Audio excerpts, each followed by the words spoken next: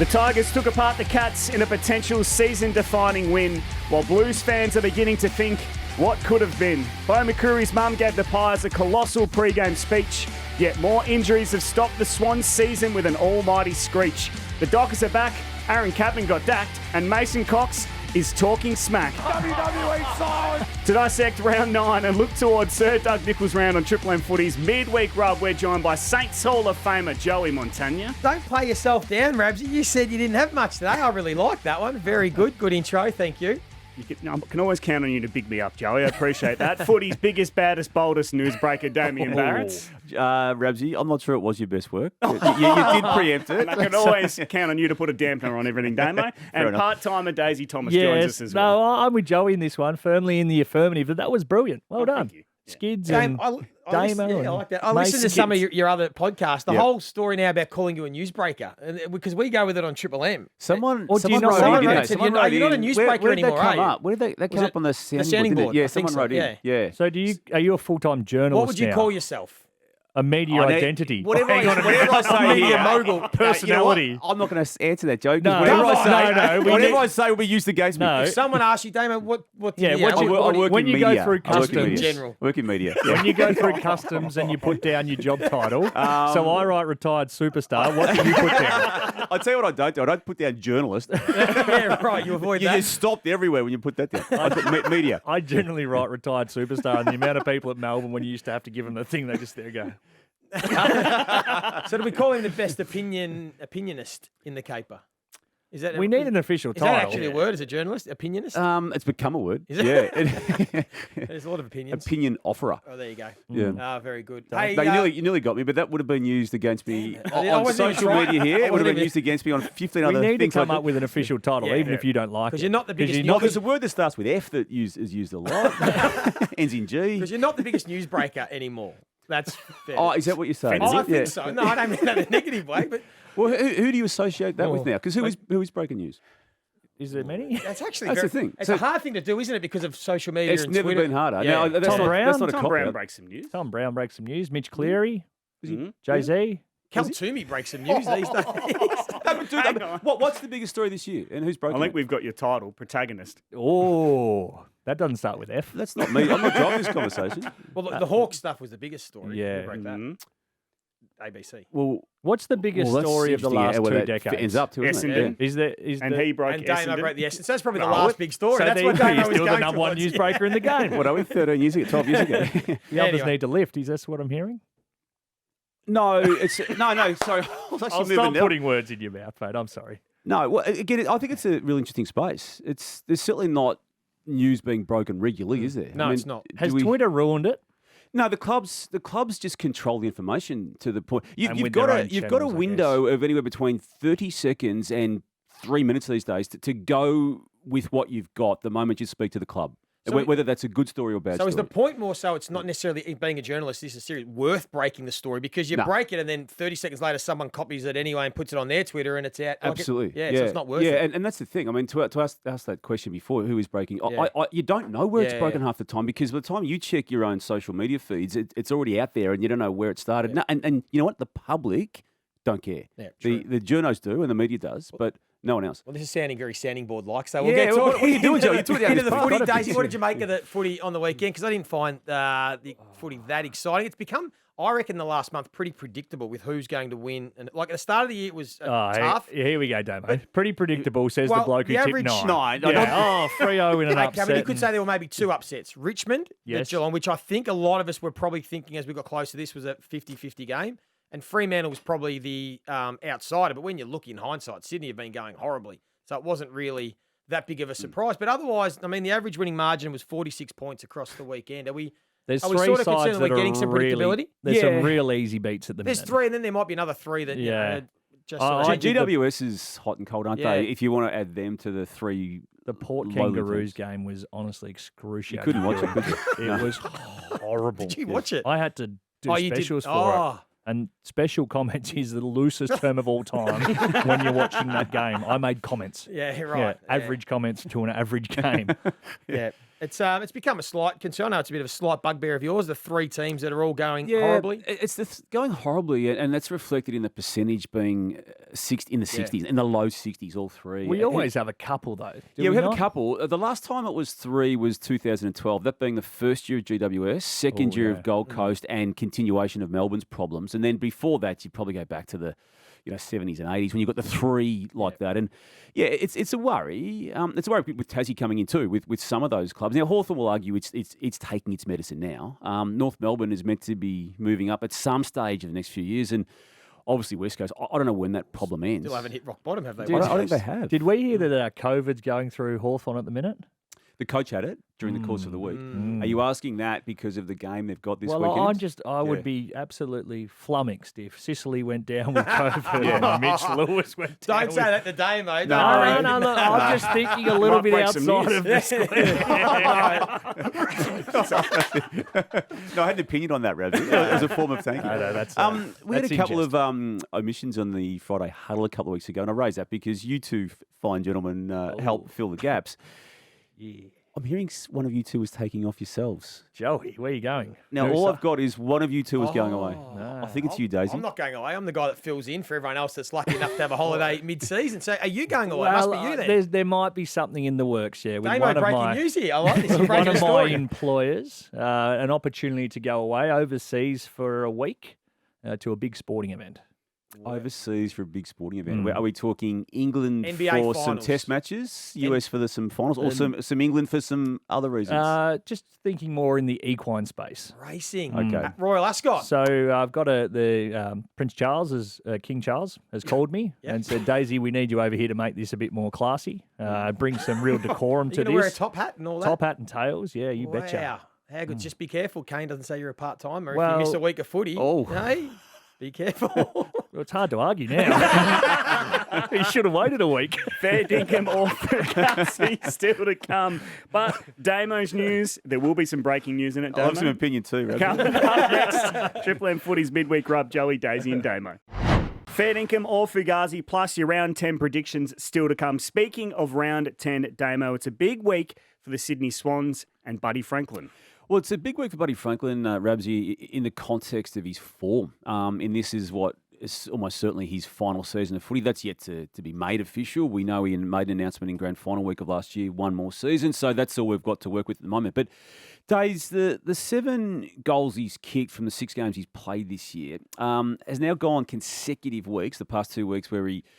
going back prior, hadn't kicked a goal in consecutive weeks. And the previous time that happened was 2013. So a long time ago. And clearly he's struggling. And the injuries the Swans have got haven't allowed them to play Joel Amati, for instance. So what do we do with this situation when he's clearly out of form, but requiring to play because of the lack of options around him? Well, I think ideally, Amati and McDonald would have progressed to the point where he could play third fiddle in the twilight of his career, get the third best defender, and understand and appreciate the fact that he's still a champion, and we lower the expectation of what we want from him. Yep. The fact is now, due to circumstances, he's going out there still getting the best defender in the twilight of his career, and we're still expecting him to kick 5 or 6 goals against one of the better defenders every week in the competition. We need to be pretty realistic in this, that his form is probably matching where he is at in his career, which is coming towards the end. And we don't want to be the first one to sort of retire him or write him off, but I think we just appreciate the fact that he's still out there. And I would be absolutely shocked because he's still a gun. He's still a very, very good, talented player, just playing in a side that isn't delivering the ball as well as they'd hope, not getting probably the amount of entries in the manner they would like. Against North Melbourne this week, for everyone that's lined up to pot him, I think he'll have a real opportunity. The Swans are smart in this space that they'll be looking for him in how many times they target him inside forward 50. Yeah. I think he's got a real opportunity. McDonald, he's now out for a fair bit of time now as well, with an injury as well. So, Buddy will kick 6 or more. I don't know whether people are potting him though, Days. I think there's analysis and critiquing about how he's playing. I wouldn't say potting. Phrase it in whichever manner you want, but it's certainly not a glowing endorsement. There's questions being asked of... And the 50 goals he kicked last year, Joey, I mean, I think he still played really, really well in a team that made the grand final, but we're just not seeing that form. No, that's right. I mean, but that generally is what happens when you get to your last year. And I agree with Daisy, spot on. We do need to lower expectations of what we expect from someone at 36 years of age. But because he's missing some other of his tall forwards, there's more pressure on him. But, I mean, he's kicked 7 goals in 6 games, right? We understand that. But, I mean, Isaac Heaney, who's meant to be a superstar at the peak of his powers, has kicked 9 goals in 9 games. So why, I suppose, for me, we're not turning our attention to Isaac Heaney or Tom Papley, who are meant to be their superstar match winner players now, yet we're still talking about Buddy Franklin and his impact, because I agree that we need to lower expectations. And I was concerned, and I said it Sunday night, I think we need to celebrate our champions more. I think when you think about the history of the way we do it in AFL, we don't celebrate them enough in their last year. Remember Gary Ablett Jr. was getting booed in his last year, and we know about Franklin a few weeks ago. So I would love for us just to appreciate and celebrate however many games he's got left that we get to see him, rather than worry too much about his form, when I think there's other Swans who should be doing a lot more than Buddy Franklin. Was it your theory that he should go public with it being his last year, and then to have the runway of retirement? I would Proper like celebration. to see that, because I was more thinking from a concern, if, again, let's say he doesn't get a kick against North Melbourne, what's the narrative going to be next week about Buddy? Should he be in the team? And I just want to try and avoid that convo and say, let's make it official. We probably all think expect it to be his last year. Make it official, and let's make every game he's got now a celebration, because he still does travel to Adelaide, Perth, and Brisbane. He's only got a couple of times left in Melbourne. You think about the American sports. We're watching the NBA finals right now. I remember Carmelo Anthony, his last season. Every venue he went to, they had a video tribute. He stood up and he waved to everyone, and they appreciated what he gave the sport of basketball. I would love to see something like that in AFL. We don't do it enough. No, we don't. And this guy's, we are talking, I think, top 5 all time. Like, very rarely do we get to see players that are going to sit on the Mount Rushmore of our version of AFL. Yeah. So I would just love to see us turn the narrative and celebrate him, rather than getting too nitty-gritty in his form and, what he's offering the team. Yep.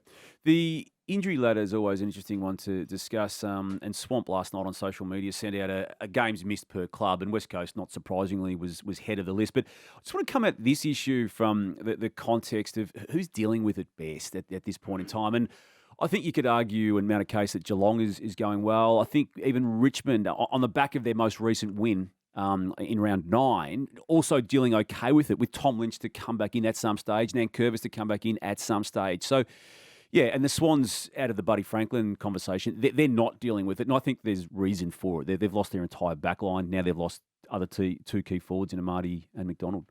We know that depth is going to be the key to taking you deep into finals. We know that a list of, is it near on 40, Joey, in the teams that play off in grand finals are used. So you need to have seriously good backups in the wings waiting in terms of form players in the VFL. So if one goes down, and we've heard it a lot with the Pies, one soldier down, one soldier up, one man down, one man up, because you need to rely on your system, but your system relies on having players who are capable of executing that. When you have someone who goes out who's doing the role better, and you have someone who comes in who can't fulfill that, then your system breaks down. That's what we're seeing with the sides that aren't handling it well versus the sides that are. And the ones that are, I think in some ways it's a blessing in disguise for probably Geelong and Richmond, because Geelong now get the opportunity to find out about some of these kids, their future. And maybe if all their senior players were fit and available, it still might be hard to squeeze them in. But now they get a good look at them, and then they can build, and they're still thinking about this year. So towards the back end of the year, okay, what's the balance between playing the youngster and playing one of our veterans? And they can pick their best team as they go into the finals. And for Richmond, I think there's a little bit something similar, where they've had the opportunity to expose a lot of these youngsters that I think will hold them in good stead. Maybe not so much for this year to win a flag, but to spike again pretty quickly in the next couple of years. So you can look at it both ways, and it's a blessing for those senior teams, but there are some other clubs that certainly are struggling. You've been big on that for Richmond, sort of the rebuild on the run. Yeah. And that's starting to obviously come true. Yeah, they do. They've got a lot of young players. And now I think the difference, and everyone tries to compare Richmond to the Hawks era, but the Hawks didn't have a bunch of 24-year-olds that were still like elite. But Richmond have got the Bolter and Baker and Rioli, and Gibcus is going to be a star. Young Sampson Ryan. It's pretty hard to get a key position player that looks like he's now done the hard yard. So there's enough there for Richmond. For them to try and eventually cover the loss of the Martins and Cotchins, etc. Yep. It was 2 Wednesdays ago when the AFL announced officially the 19th licence into Tasmania, and yet every day that has passed since that moment has placed the entire project in a form of question. And the latest, for those who haven't caught up with it, is the forming now of a minority government and the defection of 2 members of Parliament on the party of Jeremy Rockcliffe, the Premier, the Liberal government down there, basically becoming neutral and not aligned with him on the back of this announcement being made. So there's protests on the weekend just gone. AFL can't be clearer. No stadium means no team. There's still a fair bit to play out in this space, though. You're best equipped to answer this, though. What's your feel? Does anything come of protesters, or is that always probably something that was going to happen? Or is it a bit deeper than just protesters? Is it a minority making the most noise? No, it puts almighty fear in politicians' eyes. And again, I'm not going to try and preempt what happens in the Tasmanian political system, but I do know it's filtered back to the mainland that this is. It's not knife's edge, but it's not far below that, if that makes sense. It's not line ball, but it is an issue. The AFL finds a way as a rule, and now they're all in on it. And the federal government money is still the key money that comes with it. And as far as I can tell, they're not deviating off it at all. And there may well be a change in government which would align that state with the federal Labor Party movement. In terms of what they're protesting, though, in terms of asking for the money to be better spent throughout the community in terms of not just one roof, many roofs and that, surely that's a short-term, simplistic view. For what this stadium's going to do to the local economy, the money that comes in, we've seen it with Gather Round. There was opposition to the stadium over there in South Australia, being the redevelopment of Adelaide Oval. Yep. 4 weeks ago, that state and in and around there was chock-a-block with cash coming in from extra sources. It's brilliant. It's an investment. It's an investment, isn't it? That's stadium. What the whole business case is about. And they've used the examples of Adelaide Oval being revamped and regenerating that city. And they've also used Optus Stadium in Perth, new stadium, football, bringing other business in. If you are, though, protesting, and I don't hold it against everyone can do what they want to do, and those issues, as you well know, are real for those people who see the pool of money or the pot of money coming in and thinking that's where it should go. But it doesn't work that way, does it? Budgeting, there's separate pots. Different money for housing and health as there is for the sport. And I guess I'm the sports guy as well, so that's why I take that view. Now, you both had grand careers. You both had some good fun within those careers. You've also had doom and gloom moments. Just contrast the fun times with the bad times, and just in light of what Collingwood is doing on a weekly basis now, which they are now showing and allowing us into their worlds. The most recent example being the mother of Bo McCreary giving the pre-match address. It's as good as we've seen on social media. It's so brilliant because it's so genuine. We know that Craig McRae and what he's done, the environment he's created, it isn't farcical. It isn't just for show. It's genuinely what he believes in, and you can see it in the way they play. The manner in which he got all the mums and partners involved, they all came out and gave them flowers before the game, and obviously the pre-game address, which is meant to be the most serious part of your week. The bit before you run out is meant to be when you're sitting there ready to headbutt walls, run through walls, do whatever it is, and he's got a mum in there, and the boys are up and you can just see the enjoyment, the relaxation that's gone through the group, the relaxed nature of that group, and then transferring into the way they play. They are a carefree football side when they get onto the park. You contrast that with another couple of sides that are pretty tight, especially in front of goals. It is literally the chalk and cheese of it. But Daisy's spot on that it has to be genuine and authentic. Like, it has to be natural. The gimmicks don't work. Every club tries to do the fake stuff to build, and it's like everyone can see through it. It just needs to happen naturally. So I really like it. I mean, we probably didn't have as much fun with Ross Lyon, but, I remember one day when there was a few of us laughing in the physio room before a game and then we lost and we got in trouble. That was the reason why we lost. So times have changed. Hey, he gave us a spray. So that'd be embraced now by a couple. Yeah, that's right. Yeah, so it's got to be genuine and natural. But they do it as best as anyone in the competition. Couldn't see Mick Malthouse ringing up Kay Thomas and saying, hey, could you come get us a pump? Just before I let it go, it is the age-old question, the chicken and the egg. What does the fun assist the winning, or does the winning assist the fun? It's got to be a balance, because you can't be going like bastards and be having You're not releasing that video if you're Carlton this week? Right. Yeah, correct. Or you're not even attempting that video? But again, because Craig's come in and done it his way from the start and said this is how we will do it, I think we almost accept that whether they're winning or losing, we now expect them to continue that way. If they lose 3 on the trot and they rolled out a video like that, everyone wouldn't be going, oh, what's he doing? We go, okay, this is the Craig McRae way. If you're down the bottom at the minute and you roll something like that out, people are going, well, this hasn't been there for the entirety. What's happening? But don't forget, the fun always comes off the back of hard work and trust and a connection and chemistry and winning. If you've got all that, that's the origin. Of course, you don't just let's have fun and then we'll win. No, you put in the work, you build trust and bonds with your teammates and the club by the way you go about it. Then the fun stuff happens naturally. That's how it always Winners works. have parties, losers have meetings, Damo. That's true. Never been a more specific, perfect statement. Yep. More apt? More apt. There you go. Round 10 predictions still to come. But up next, it's Fair Dinkum or Fugazi and Triple M Footy's Midweek Rub, Joey, Daisy and Damo. We're going to start with some serious footy questions, then move into some more lighthearted stuff. So, Damo, Sydney's season is officially over after their loss to Fremantle. I think that's now fair dinkum, Rabsy. Just because of the injuries now mounting to the point where I don't think they've got too many options, and the entire backline of a key back sense being removed with the McCartan brothers and Rampy, and now you've got McDonald going down, Mills going down, and other issues with other players. I just think no matter what happens this week, and they've got a game against North Melbourne, it won't change the big picture, and so fair dinkum, all finished. Joey, the Tigers of old are back. No, I'm still going to say Fugazi on that for now, because every team shows their best football, their best version, their brand, whatever you want to call it. The challenge at AFL footy is to do it week in, week out. That's what makes a good side. So they've started, and it's been a good progression, but I want to see it for a few more weeks. So no, not yet. They're not back. That's Fugazi. I'll just wait till you finish your cough. Daisy Thomas, goal and mark of the year winners deserve a Toyota. Oh, yeah, or a Nissan Navara. Take your pick on that. No, that's fair dinkum. Because here's the problem I have now with, especially goal, both of them probably.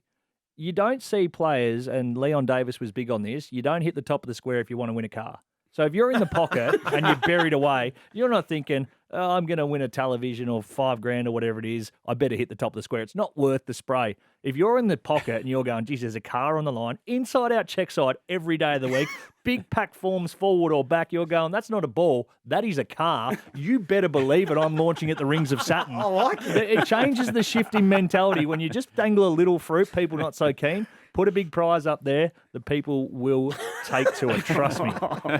Joey Montagna, Mason Cox is the big man Collingwood needs to complete the premiership puzzle. USA. That's Fugazi. Joey, he's a star. He played very, very well on the weekend. He did. I'm not sure he's the missing piece of the premiership puzzle. I think it's their midfield group that are dominating. That is what's going to take them to the promised land. Why don't you like the Pies? What do you like Mason Cox? I love the Pies. They are the best. They're the best thing to happen to the AFL for a number of years. The way Collingwood are playing.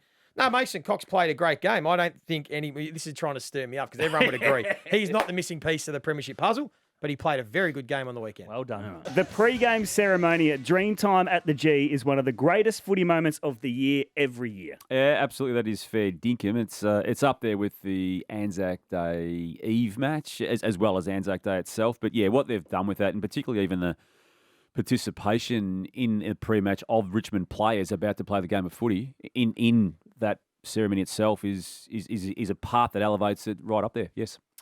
Daisy, the main thing Carlton needs is 20 slabs of Carlton Draft and an honesty session. Yeah, fair dinkum. That is 100% fair dinkum. Sometimes you can be doing everything right, but you are just missing that Mason Cox last piece of the puzzle. And for the Blues, it is an old-fashioned, I'll say responsible so I don't get cancelled, responsible piss up. When you just sit there and you just relax, the cares of the world get taken away, you drop a few honest truths, you then move forward together because a lot of what they're doing is good, just the last piece is missing, and that comes in the form of 20 cartons of Carlton Draft. The NBA Draft... I'll go straight from there now. The NBA Draft lottery was on today, Joey Montagna. The AFL should look at implementing something similar for their draft. To stop what Damo thinks is tanking and teams trying to get the bottom pick.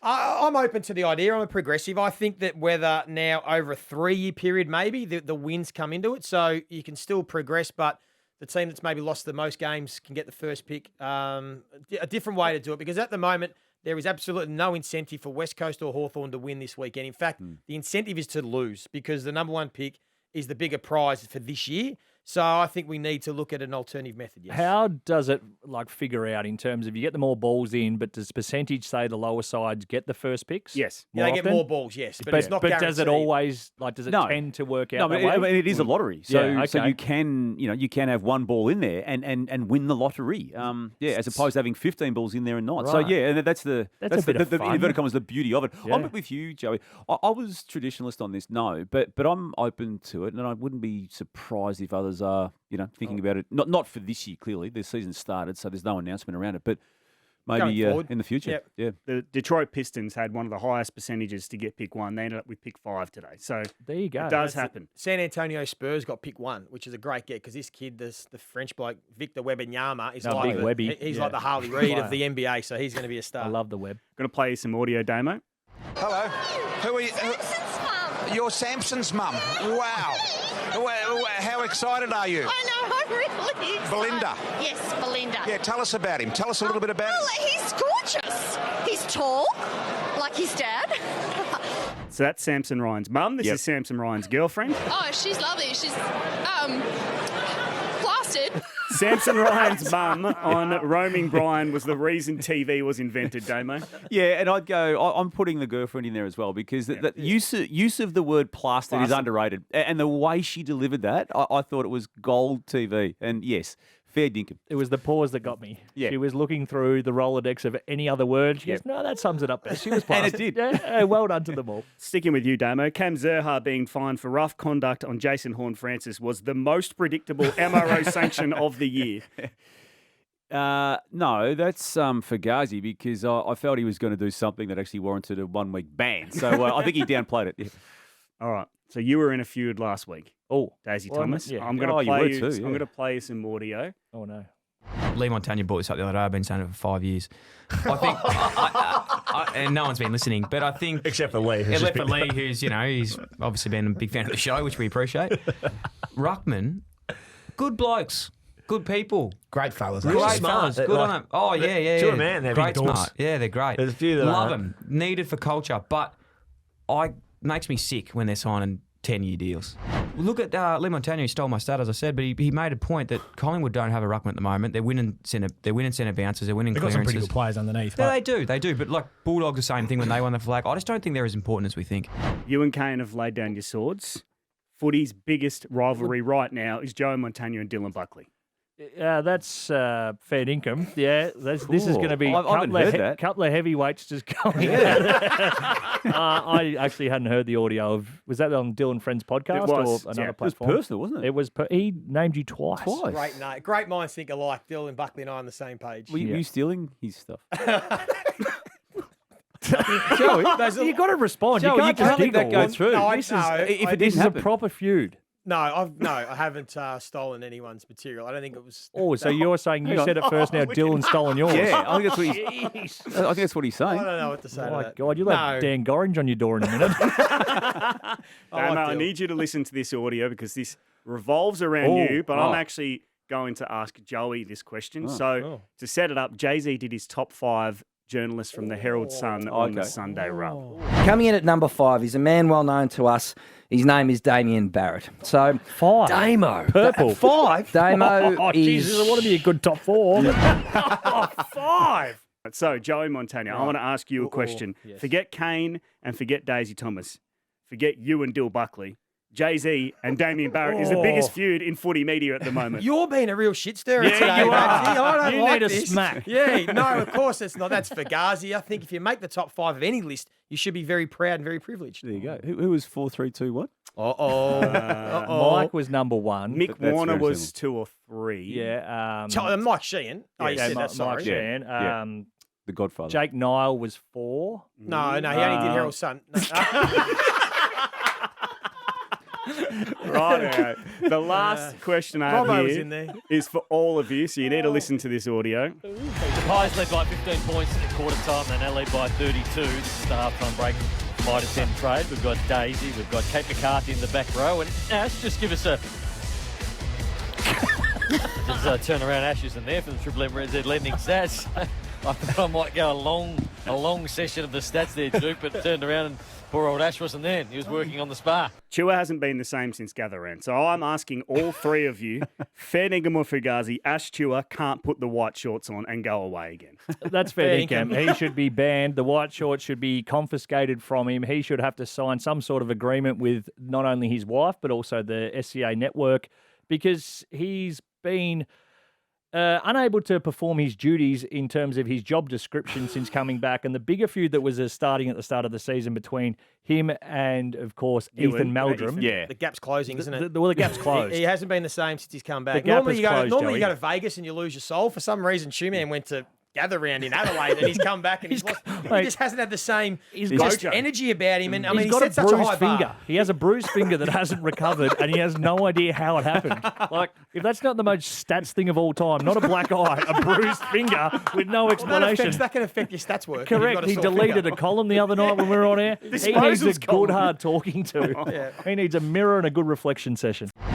Before we get your predictions for round 10, I know you're very excited for this, Joey. Let's have a listen to your predictions from round 9. I think with some injuries to the Cats, I can see Richmond at the MCG maybe winning this. So I'm going to tip the Tigers. Oh, you're tipping the I'm gonna Tigers? tip the Tigers, yeah. That's a big upset. Sydney, not sure about them. Freo, this is just a gut feel one more than anything else, but for those that like to have a punt, they're good odds. I think Fremantle can cause an upset. I haven't gotten a certainty yet, so I think Adelaide are my certainty. As much as I would love to see the From Saints. the Hall of Fame Saints. The Saints.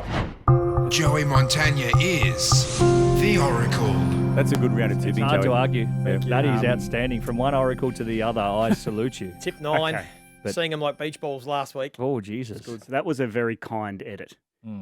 You had a lot to say about Joey's tips last week, so let's have a listen. Good. I'll get the Oracle out if Richmond win. I'll happily pass it over to you. I think the Cats will get this done comfortably. They've won 5 on the bounce. When do you reckon the last time Freo beat Sydney at the SCG was? Oh, geez, probably 11 or 12 times ago or something. 2011. For that reason, I think the Swans will give them a touch-up as well. I've got a feeling the West Coast Eagles get their second win of the season. Some of us seeing them like beach balls, some of us seeing them like peanuts.